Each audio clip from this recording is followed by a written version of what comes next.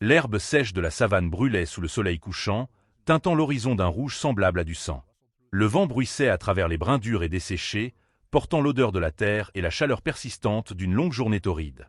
Quelque part dans l'obscurité grandissante, une petite vie s'affaiblissait, tremblante sous un buisson épineux.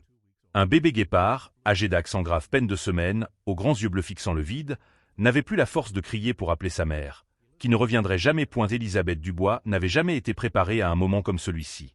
10 ans de travail à la réserve de la savane l'avaient appris que la nature était à la fois cruelle et équitable à sa manière.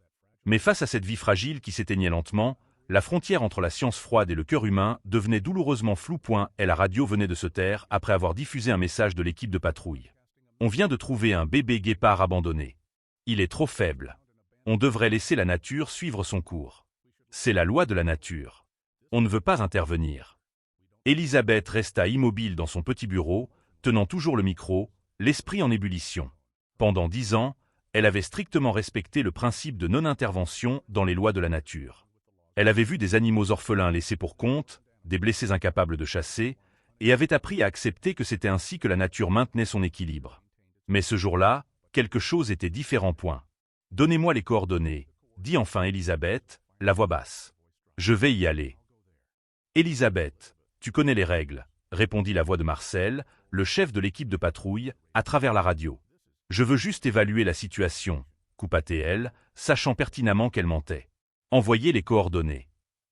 20 minutes plus tard, Elisabeth se tenait seule au milieu des herbes jaunes et sèches, regardant la petite vie recroquevillée sous le buisson. L'équipe de patrouille était partie à sa demande, lui laissant évaluer la situation. Mais au fond d'elle, Elisabeth savait déjà ce qu'elle ferait dès l'instant où elle avait entendu parler du bébé guépard. En s'agenouillant, sentant la chaleur brûlante de la terre rouge à travers son pantalon, elle toucha délicatement le petit guépard. Le corps minuscule tremblait, non pas de peur, il était trop faible pour cela, mais d'une légère fièvre. Les grands yeux bleus s'ouvrirent, fixant Elisabeth, et à cet instant, elle vit une petite lueur, une volonté de survivre, même si ce corps frêle s'éteignait doucement. « Tu ne mourras pas ici, petit », murmura Elisabeth, enroulant doucement le guépard dans un tissu de sa trousse de premier secours. « Pas aujourd'hui. » Le Land Rover roulait lentement sur la piste rouge et cahoteuse. Chaque nid de poule faisait retenir son souffle à Elisabeth. La lune s'était levée, projetant une lumière argentée sur les environs, créant des ombres magiques et allongé des vieux baobabs bordant la route. Sur ses genoux, enveloppé dans un tissu doux, Atlas, le nom qu'elle lui avait donné en silence, était si immobile que c'en était effrayant. Seuls ses souffles courts et rapides montraient que la vie s'accrochait encore à ce petit corps. « Tiens bon, Atlas », murmura Elisabeth, les yeux fixés sur la route. « On est presque à la maison. » Chaque secousse du véhicule semblait arrêter son cœur. Elle savait exactement ce qu'elle faisait. Retirer un animal sauvage de son environnement naturel, intervenir dans les lois de la nature, aller à l'encontre de tous les principes qu'on lui avait enseignés. Mais lorsqu'elle baissa les yeux sur Atlas, sentant la faible chaleur de ce petit corps à travers le tissu, elle savait qu'elle n'aurait pas pu agir autrement. Elisabeth se dirigea directement vers sa petite maison à la lisière de la réserve, et non vers le centre de secours comme l'exigeaient les règles. La maison en bois simple, au toit de tôle, entourée de vieux acacias et de petits citronniers qu'elle avait plantés, se dressait seule sous le ciel étoilé. C'était l'endroit qu'elle appelait chez elle depuis 10 ans, là où vivait Max, un vieux labrador chocolat qu'elle avait sauvé d'un refuge abandonné 7 ans plus tôt, après que son ancien propriétaire ne voulait plus d'un vieux chien arthritique. Lorsque le moteur s'arrêta, Elisabeth entendit un léger grattement à la porte en bois. Max avait reconnu le bruit de sa voiture. Elle porta délicatement Atlas, qui s'était endormi d'épuisement, et marcha lentement vers la porte, le cœur battant d'inquiétude à l'idée de la réaction de Max face à cet invité inattendu. En ouvrant la porte, Max leva les yeux depuis son vieux matelas dans un coin de la pièce, ses yeux bruns vieillis s'illuminant à la vue d'Elisabeth. Le vieux chien se leva lentement, vacillant un peu, signe de l'âge et de l'arthrite progressive, mais s'avança vers elle avec une eagerness visible. Cependant, à quelques pas d'Elisabeth, Max s'arrêta, son nez reniflant fortement, détectant l'odeur étrange du paquet dans ses bras. Max, appela doucement Elisabeth, la voix pleine d'inquiétude. « Voici Atlas. Il a besoin de notre aide. » Max inclina la tête sur le côté, ses oreilles brunes se dressant curieusement. Elisabeth s'agenouilla lentement, tenant toujours Atlas contre sa poitrine, et laissa Max s'approcher. Le vieux chien s'avança prudemment, reniflant délicatement le paquet.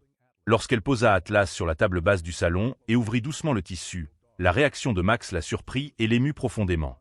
Au lieu d'aboyer ou de montrer de l'excitation, comme le font généralement les chiens face à des félins sauvages, Max s'approcha doucement, renifla légèrement, puis lécha la tête et le visage du petit guépard, comme s'il s'occupait de son propre petit.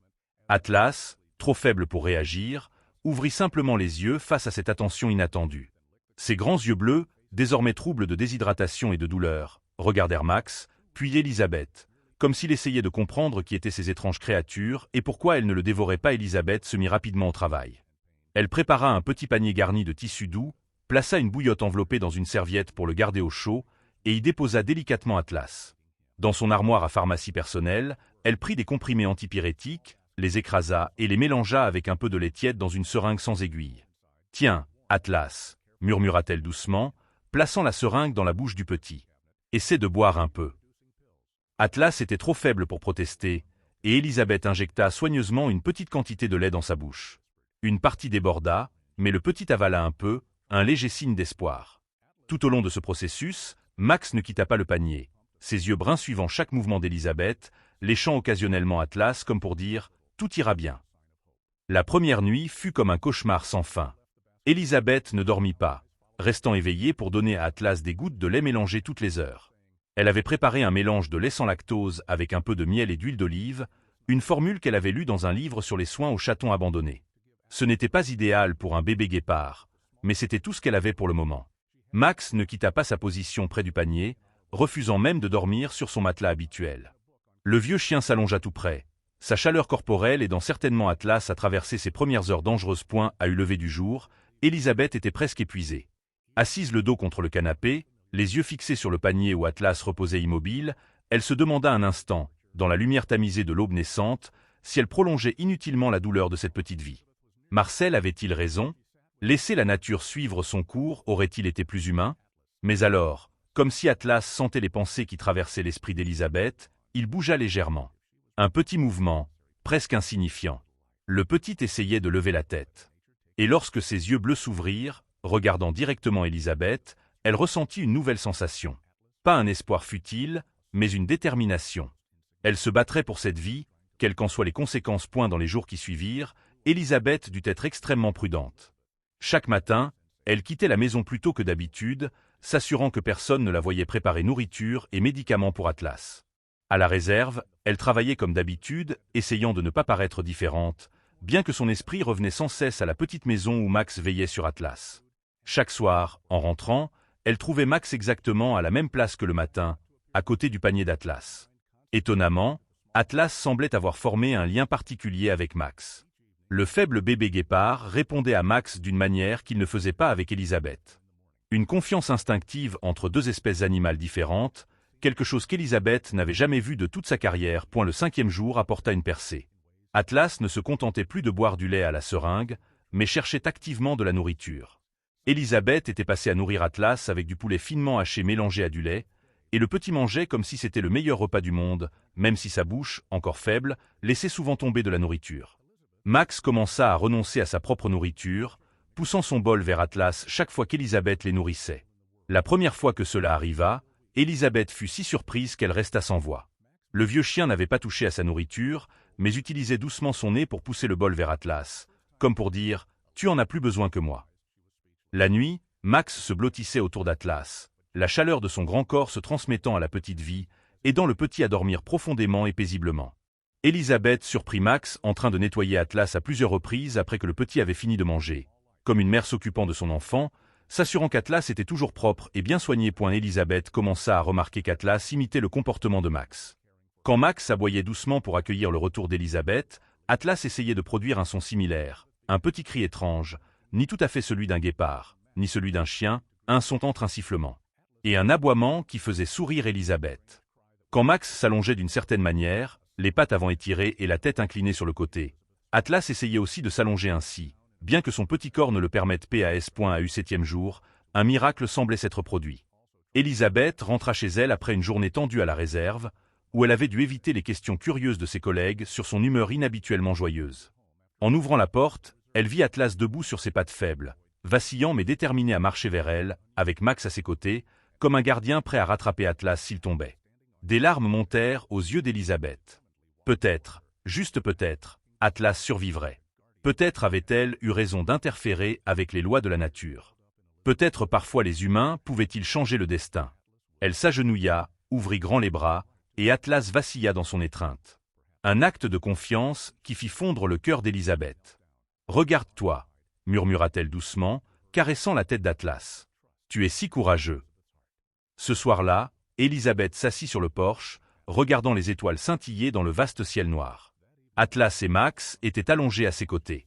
Atlas, blotti contre le ventre de Max, comme si c'était l'endroit le plus sûr du monde. Elle se demandait si elle avait fait le bon choix, si elle pourrait garder Atlas à long terme, et si le petit pourrait un jour retourner dans la nature où était sa vraie place. Mais ces questions pouvaient attendre. Ce soir, à cet instant, Élisabeth savait seulement qu'une vie avait été sauvée. Et parfois, c'est tout ce qui compte. Le matin du 10e jour commença avec un rayon de soleil filtrant par la fenêtre ouverte, apportant une douce chaleur et l'odeur des fleurs sauvages écloses après la pluie de la veille. Élisabeth se réveilla avec un rare sentiment de bonheur ces derniers jours. Atlas avait fait des progrès remarquables. Le petit ne marchait pas seulement, mais commençait à jouer avec Max, émettant des sons joyeux qu'Élisabeth n'avait jamais entendus auparavant. Mais lorsqu'elle entra dans le salon, sa joie s'évanouit. Max se tenait à côté du panier d'Atlas, gémissant doucement, un son que le vieux chien n'émettait que lorsqu'il était extrêmement inquiet. En s'approchant, Élisabeth vit Atlas allongé, immobile, la respiration faible et irrégulière, ses yeux bleus désormais troubles et à moitié fermés. Non, non, non, murmura Élisabeth, prenant Atlas dans ses bras. Le petit corps était maintenant brûlant de fièvre. En posant sa main sur la poitrine du petit, elle sentit un battement de cœur faible et irrégulier. Comment est-ce arrivé? Tu allais bien hier. Le cœur lourd, Élisabeth savait qu'elle n'avait pas d'autre choix. Même si elle risquait d'être licenciée, même si elle devait affronter jugement et critique, elle devait emmener Atlas au centre médical de la réserve. Il ne s'agissait plus de principes ou de règlements. Il s'agissait de la survie d'Atlas. Élisabeth enveloppa soigneusement Atlas dans un tissu doux, tapota la tête de Max pour rassurer le vieux chien inquiet, et se précipita vers la réserve. Tout au long du trajet, elle murmurait sans cesse à Atlas des mots d'encouragement, peut-être autant pour elle-même que pour lui. « Tiens bon, Atlas. Tout ira bien. On va s'en sortir. » Lorsqu'elle entra dans le centre médical avec Atlas dans les bras, ses collègues la regardèrent avec des émotions variées. Surprise, déception et parfois compréhension. Marcel, le chef de l'équipe de patrouille, se tenait au comptoir d'accueil, et lorsqu'il vit Élisabeth avec le paquet dans ses bras, il comprit immédiatement tout. « Tu l'as ramené chez toi », dit-il, non pas comme une question, mais comme une affirmation. Élisabeth hocha la tête, n'ayant ni le temps ni l'énergie de nier ou d'expliquer. « Il a besoin d'aide, Marcel. S'il te plaît. » Peut-être était-ce la désespération dans la voix d'Élisabeth, ou peut-être le fait que Marcel était aussi un amoureux des animaux, bien qu'il ne l'admettrait jamais, mais il la conduisit rapidement à la salle d'examen où travaillait le docteur Chan, le vétérinaire en chef de la réserve. Le docteur Chan, un homme plus âgé aux yeux bienveillants mais perçants, prit doucement Atlas des bras d'Élisabeth. Il n'y eut ni reproche ni question sur la raison pour laquelle elle avait un bébé guépard, seulement une concentration professionnelle pour sauver une vie en danger. Après un examen approfondi et quelques tests, le docteur Chan regarda Élisabeth avec un visage sérieux, ses yeux pleins de compassion derrière ses épaisses lunettes. « Atlas a plusieurs problèmes congénitaux graves, » dit-il, sa voix douce mais directe. Son foie n'est pas complètement développé. Son cœur présente un défaut septal ventriculaire. Et son système nerveux montre aussi des signes d'anomalie. Ce sont les conséquences d'une naissance prématurée et d'une malnutrition in utero, peut-être parce que sa mère n'était pas en bonne santé avant d'être braconnée. Élisabeth sentit un frisson lui parcourir l'échine. « Peut-on le guérir ?» demanda-t-elle, bien qu'elle connût déjà la réponse à l'expression du médecin. Le docteur Chan secoua lentement la tête, sa main âgée reposant légèrement sur l'épaule d'Élisabeth. « C'est pourquoi la nature doit parfois être cruelle, Élisabeth. Il n'a jamais eu de chance de survivre dans la nature. Et même avec toute la technologie médicale moderne, nous ne pouvons pas résoudre ces problèmes. Atlas souffre, et son état ne fera qu'empirer. » Marcel, resté silencieux dans un coin de la pièce, ne dit pas « je te l'avais dit », comme Élisabeth l'avait craint. Au lieu de cela, il s'approcha d'elle, posant sa main sur son épaule en un geste silencieux de réconfort. « Alors, que devons-nous faire ?»